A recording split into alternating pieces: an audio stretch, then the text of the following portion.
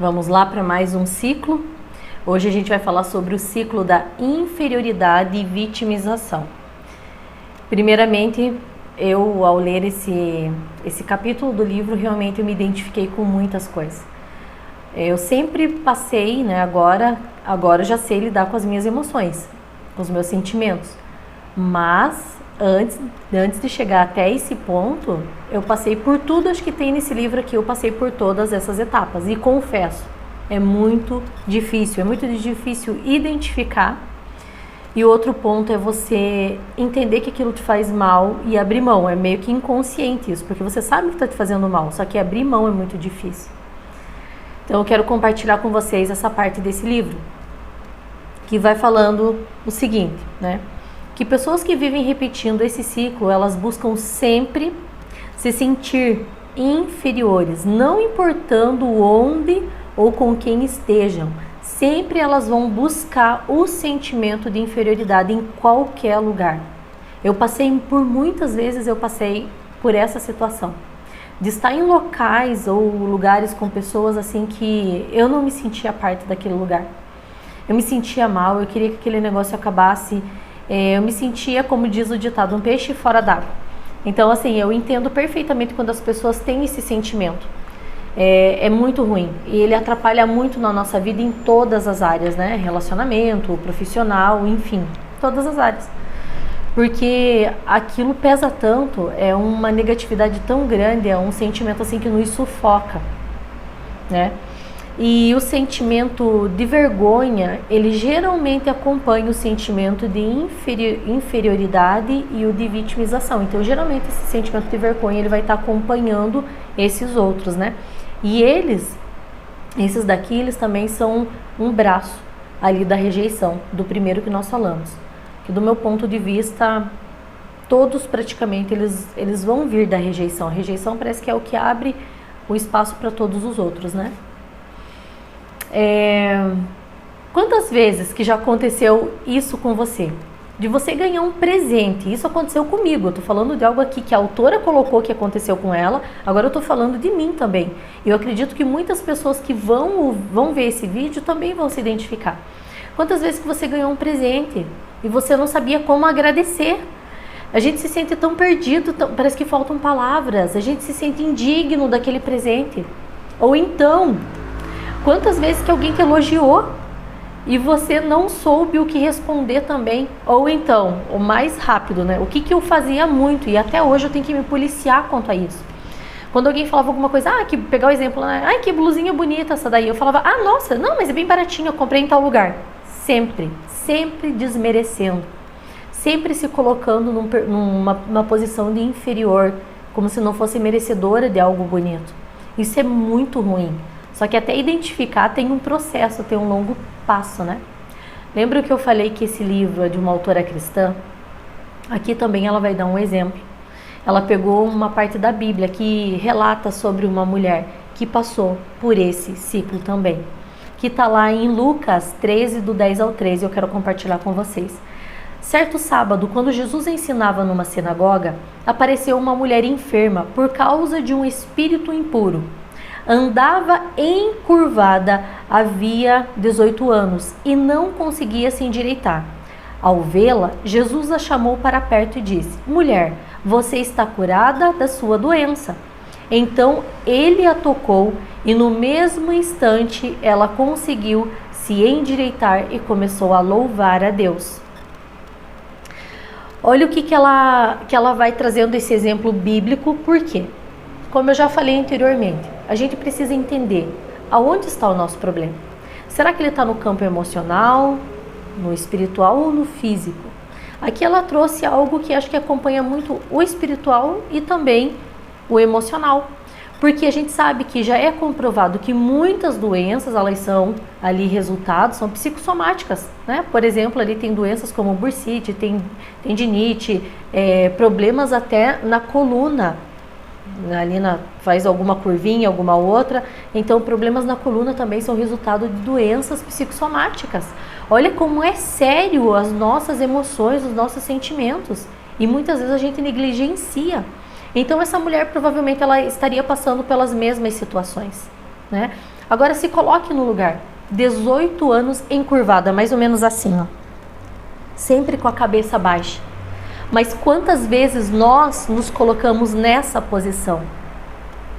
Quantas vezes nós provocamos o nosso próprio encurvamento com pensamentos contra nós mesmas, como eu não sou capaz, eu não tenho condições, isso não é para mim, eu não vou conseguir, e assim por diante. Sempre a gente coloca algo negativo, sempre nos colocando como incapazes, né? Quantas de nós, a gente vive numa autossabotagem o tempo todo, achando que nós não somos merecedoras nem mesmo de comprar algo para nós. Sabe, hoje em dia eu atendo muitas pessoas que elas falam isso para mim, não, eu ajudo todo mundo, mas parece que quando tem que comprar algo para mim, investir em mim, aquilo é como se fosse errado, elas carregam esse sentimento, aí entra o não merecimento também. Então outro braço desse ciclo que a gente está falando da inferioridade e vitimização, entra a vergonha e o não merecimento. É muito sério isso, porque você acaba fazendo tudo para os outros e não faz nada para si. Quantas vezes continuamos frequentando ambientes que nos fazem nos sentir inferiores? Quantas vezes? Quantas vezes insistimos em nos relacionar com pessoas que sempre nos colocam para baixo? Quantas vezes nos vestimos desleixadamente e andamos encurvadas só para não chamar atenção? Já aconteceu isso com você? Comigo já aconteceu. Quantas vezes continuamos em relacionamentos abusivos porque achamos que é isso que merecemos, que é isso que a gente tem que aguentar na nossa vida? Quantas vezes nos isolamos de todo mundo porque não queremos atrapalhar? Tudo é um incômodo. Eu sempre falava isso, até hoje às vezes eu falo, não quero dar trabalho, não quero isso, não quero aquilo. Quantas vezes nós não nos sentimos boas o suficiente? Quantas vezes desistimos dos nossos projetos pessoais porque algumas pessoas competem conosco ou querem tomar o nosso lugar, por exemplo? Sabe, quando você abre mão de um sonho ou dá o lugar para outra pessoa, você está dizendo para si mesma que o outro é mais importante que você. Quantas vezes nos comparamos, sempre nos colocando como inferiores, seja na beleza, na habilidade, recursos financeiros, vida familiar, sucesso, enfim. Eu quero contar algo que aconteceu comigo essa semana, entrando bem nessa questão aqui da parte da beleza e de se sentir útil para alguma coisa. Então até eu passar todo o meu processo, até chegar, enfim, a fazer o que eu faço hoje, a vir para essa área, porque essa área é resultado de tudo que eu passei na minha vida. Então lá na minha adolescência, mais ou menos, foi tão engraçado que eu encontrei com uma pessoa essa semana e ela entrou bem nesse assunto. Ela falou, lembra quando a gente estudava lá no colégio, né? A gente estudava no Borel? Ela é um ano mais velha do que eu. E ela falou assim pra mim, eu sempre te achei tão linda. Eu sempre achei você uma menina tão meiga. Uma pessoa assim que sempre a gente tinha vontade de estar perto. Mas quando ela falou essa palavra, eu sempre achei você tão bonita. Aí eu parei e falei pra ela, você sabia que eu nunca me vi como as pessoas me falavam? Eu nunca conseguia encontrar a beleza que as pessoas viam em mim. Eu não conseguia encontrar a inteligência que as pessoas viam em mim. Eu não conseguia encontrar a capacidade que as pessoas enxergavam em mim, mas eu não estava vendo. Ela levou um susto, ela falou, sério, Paty, eu nunca imaginei, porque você sempre estava ali tão alegre, tão feliz. Eu falei, pois é, a gente sempre mostra aquilo que queremos mostrar, né? Então, desde a adolescência, isso já me acompanhou. E depois ali na fase adulta, na parte do casamento, meu esposo me ajudou muito nessa parte. Ele sempre falava, você tem um grande potencial, você tem um grande talento, você não pode ficar escondida. Mas para mim era difícil. Então eu passei por um processo tão grande na minha vida que o primeiro despertar que eu tive foi na área espiritual. Foi entender quem eu realmente era, com Deus e para Deus, quem Deus era para minha vida. Então ali virou uma chave tão grande que eu consegui resgatar quem realmente eu sou de verdade. Porque na verdade eu não sou uma terapeuta, isso é o que eu faço, mas o que eu sou não é isso, não é o que o diploma me dá. É tão grandioso, é tão poderoso o que eu realmente sou em Cristo e que Cristo é na minha vida, que não é qualquer diploma, não é o que eu exerço que vai engrandecer ou desmerecer, entende? Isso é só uma parte do processo. Então até chegar nesse ponto de descobrir quem realmente eu era, foi um longo período e foi maravilhoso. Assim transformou minha vida, né? Mas então, só para vocês entenderem, eu já passei por isso.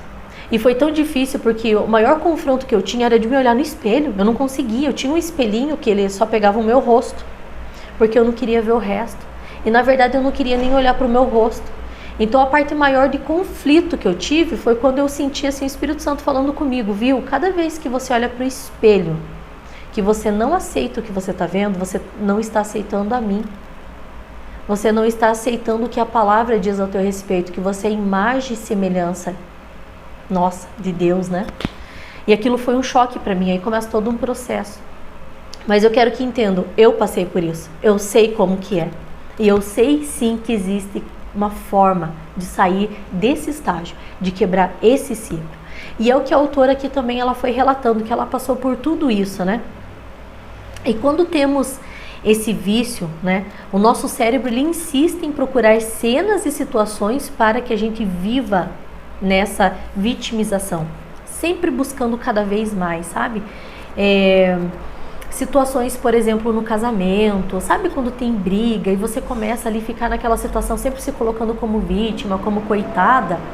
Então sempre o cérebro ele faz uma conexão, sempre ele vai buscar esse padrão, para sempre ele voltar para esse vício, né? Para ele ter aquele gostinho, aquela sensação.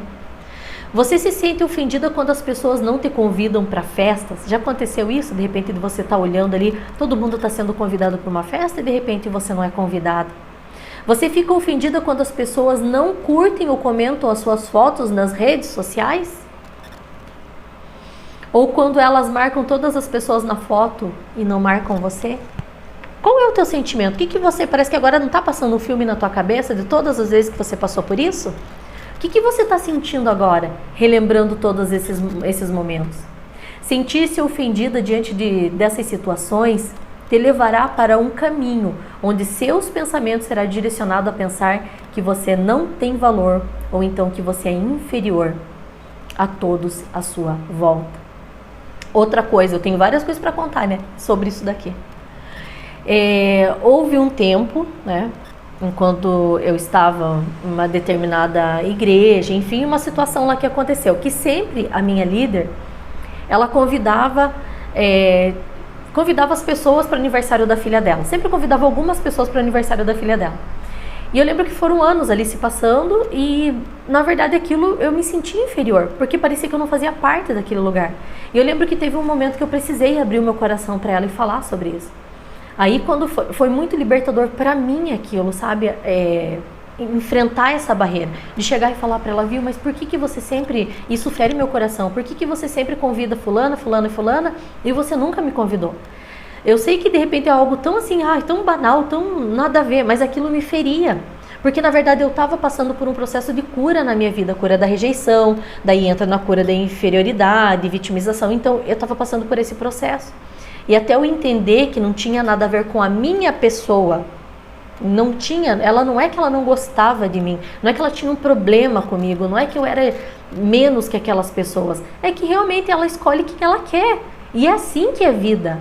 Então, se de repente está passando por essa situação, a pessoa não te chamou, não se sinta menos. A pessoa quis escolher outros e está tudo certo, pronto, vida que segue. Quando a gente vira essa chave, entende que está tudo bem, pronto, ninguém é obrigado a nada, porque você também não é obrigado a convidar todo mundo que você conhece, pronto, a gente fica mais leve, fica tranquilo.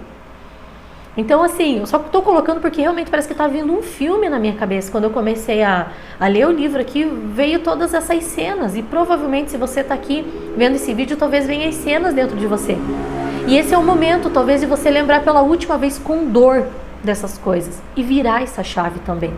Lembra? Tem a parte espiritual e tem a parte almática. A parte espiritual, Jesus ali mostrou, ele foi muito rápido. Ele falou, você está curada. Na parte espiritual é assim, a gente ora, a gente crê e as coisas acontecem. Só que se você está fazendo toda a parte espiritual e ainda você está patinando, talvez na parte almática, na tua alma. Talvez você vai precisar de alguém para te ajudar, né? E aí é outro passo. Então, e já teve também outra situação de você de repente se imaginar com uma doença grave. Eu já imaginei assim, ó. Eu queria ver eu morrendo para ver quem que ia no meu velório e quem que ia chorar. Sabe aquela cena assim, tipo, tô morta, mas tô aqui olhando, observando, ouvindo tudo? Quantas vezes você já imaginou você tendo uma doença grave só para ver quem ia se importar com você? E você acredita que às vezes eu pego situações em que as pessoas, elas inconscientemente é gerada uma doença, mas aquela doença na vida dela, ela tem um ganho, que é a atenção, que é se sentir importante, que é se sentir acolhida? Olha como é sério isso. Então eu quero que você vá ouvindo tudo isso daqui e vá identificando o que tem dentro de você que precisa quebrar hoje, quebrar esse padrão. Imaginou você tendo uma doença grave só para ver quem ia se importar com você? E você acredita que às vezes eu pego situações em que as pessoas, elas inconscientemente é gerada uma doença, mas aquela doença na vida dela, ela tem um ganho, que é a atenção, que é se sentir importante, que é se sentir acolhida? Olha como é sério isso. Então eu quero que você vá ouvindo tudo isso daqui e vá identificando o que tem dentro de você que precisa quebrar hoje, quebrar esse padrão. E se você também se identificou com esse vício na sua vida, assim como eu havia me identificado, como eu havia percebido, né, muitos anos atrás, que eu estava nesse ciclo, né, porque eu sempre me colocava nessa posição, eu quero te falar que a Bíblia, ela tem versículos, ela tem resposta para que você possa quebrar todos esses ciclos na sua vida. Lucas 10, 13, ele fala assim, ó: então ele a tocou e no mesmo instante ela conseguiu se endireitar e começou a louvar a Deus. E nesse momento, acho que é o momento exato para você, se você se identificou com muitas coisas, eu te oriento primeiramente para você ir buscar em Deus, em quem te criou. Para você buscar a tua verdadeira identidade e de repente ir ao encontro de Jesus, para que Ele possa estar curando essas feridas dentro de você. Pode haver situações em nossas vidas que somente o sobrenatural de Deus que vai resolver, como aconteceu comigo. Se eu não tivesse estabilizado primeiramente minha parte espiritual, eu não teria estrutura para conseguir trabalhar com a minha parte emocional. Uma equilibra a outra, sabe? Mas a espiritual é a maior de todas. Então tem coisas que não é o teu remédio que vai resolver, que não é o teu terapeuta que vai resolver, não são os seus amigos que vão resolver, não é o dinheiro que vai resolver, não são pessoas. É você e Ele. É quem te criou que vai resolver, que vai te dar a direção do que você precisa. Para quebrar esse vício, você terá que trilhar uma longa jornada em relação ao amor próprio. Isso é verdade. Porque quando eu entendi quem eu era, veio esse amor próprio, porque eu não me amava. Eu não havia beleza em mim. Porque na verdade não existia beleza dentro de mim, porque eu não queria enxergar. Eu não queria enxergar que a maior beleza era o Espírito Santo dentro de mim. Então eu tive que desconstruir todas as mentiras acerca da minha pessoa para realmente construir daquilo que a palavra falava a meu respeito. E hoje, se eu consigo exercer e fazer as coisas aqui dentro do meu consultório, que muitas pessoas falam e sentem, é porque Ele me tocou, é porque Ele transformou. Ele transformou ao ponto de colocar nos meus olhos a sensibilidade do amor dele por cada vida, por cada um que passa por aqui. E isso é incrível. Para isso, o primeiro passo é você receber o amor de Deus na sua vida. Então, se de repente você não sente o amor de Deus, esse é o momento de você falar para Ele: eu quero sentir esse amor. Esse amor que as pessoas falam, mas eu estou negando até hoje, porque eu prefiro ficar no papel de vítima. Essa é uma coisa que eu sempre falo aqui no consultório, para as pessoas acessarem esse verdadeiro amor. Esse é o amor verdadeiro. Esse amor não carrega peso, não carrega julgamento, não carrega condenação. Esse amor, ele carrega acolhimento, proteção, verdade, sinceridade. E você vê como muda uma chave tão grande, muda algo tão poderoso dentro de você, quebra tanta mentira. E você começa a viver dias na tua vida assim tão diferentes, tão mais leve. Você passa a enxergar as pessoas de uma forma diferente, assim como eu enxergo as pessoas de uma forma diferente. Eu não enxergo como ameaça, mas eu enxergo com os olhos. Eu falo para Deus: me dá um mínimo do mínimo do mínimo, 1% que seja, do amor que existe no teu coração pelas pessoas, derrama no meu coração, para que eu possa ter essa sensibilidade. Porque querendo ou não, tudo aquilo que você faz, digamos assim, que se torne rotina na tua vida como um trabalho, acaba se tornando mecanizado, automático, e eu não quero isso para mim. Então eu peço para Ele todos os dias: derrama do teu amor, para que não seja mais uma pessoa, mas seja a pessoa. Cada um que vem aqui é único, e elas vão continuar sendo únicas, porque eu sei que elas são únicas, porque eu tive que entender isso em mim. Eu sou única. Pode ter pessoas parecidas, mas eu sou única. E você é único. Você é única, você é especial. E quando Jesus te tocar, faça como a mulher dessa história bíblica. Endireite-se. Repare, passe a perceber que as pessoas que elas são mais introspectivas, que elas vivem na vitimização, que elas têm esse ciclo aqui na vida delas, da inferioridade, elas são mais encurvadas. Isso é uma coisa que até hoje eu também tenho que me policiar, porque eu tenho a tendência a me curvar, a me fechar. E eu tenho que estar, ficar numa postura mais correta. Então, se você já identificou uma coisa que eu te falo, endireite-se, a tua postura física, porque o teu físico vai interferir no teu almático também. Você vai se sentir de uma forma diferente. Então, endireite-se, né, como a palavra ali mesmo falou. Haverá o sobrenatural de Deus te libertando das experiências de infância, que talvez tenham contribuído com a criação desse vício.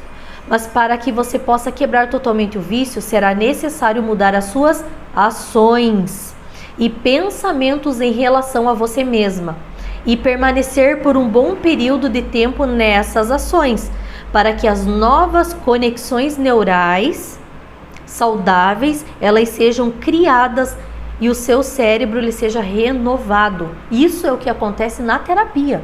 Quando a gente passa aqui pelo processo da hipnose, que eu falo, a pessoa está passando por esse processo aqui, ó. Você está conseguindo sentir, você está visualizando, você está criando uma nova conexão neural. Só que você precisa reforçar diariamente essa conexão para que ela seja verdade na sua mente. Para que você entenda, para que fique calcificado dentro de você esse novo caminho neural. Uma coisa também que eu quero compartilhar, né? Foi até esses dias. Só que foi um momento assim onde eu estava orando e o Senhor me trouxe o sentimento realmente. Ele vai entrar na parte do não merecimento. Só que com certeza ele entra nessa parte do ciclo. Houve uma situação comigo na infância. Eu era muito pequena e eu amava urso de pelúcia, amava.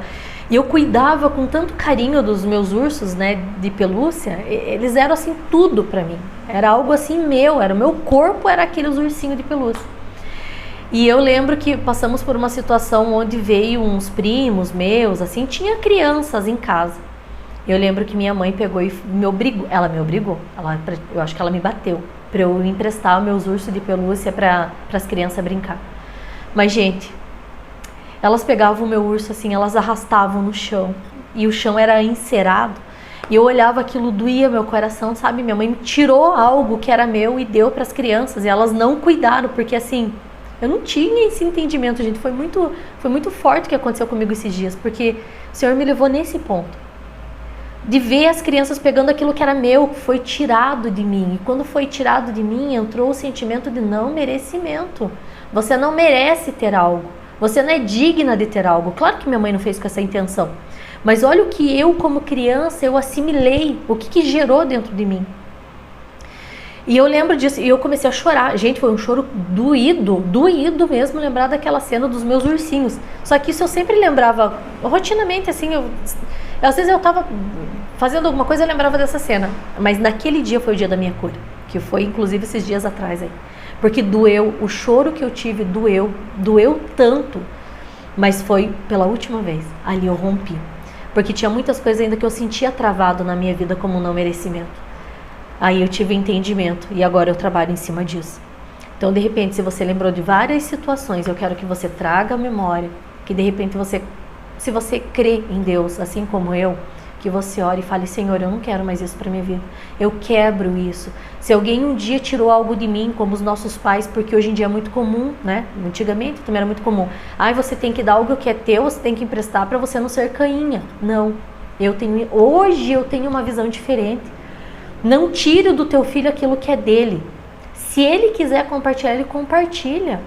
Porque assim, pra mim, aquilo doeu muito. Porque eu cuidava, eu amava aqueles ursinhos. E de ver uma criança assim, só pegando por belo prazer, assim, esfregando no chão, aquilo me feriu muito. E gerou esse sentimento que me atrapalhou por muitos anos na minha vida. Mas eu já rompi, então eu falo pra você, ore, coloque diante do Senhor, quebre. Mas não esqueça que a tua parte você precisa fazer, que é qual? É você todo dia reforçar que você merece, que você pode, que você é capaz, que você precisa se amar, que você precisa pensar primeiramente em você. Você precisa cuidar de você para depois cuidar dos outros. Não é se tornar egoísta, não é isso. Mas é se enxergar. Entenda o teu valor. E o que você precisar, tiver alguma dúvida, estou aqui para te ajudar e para te auxiliar.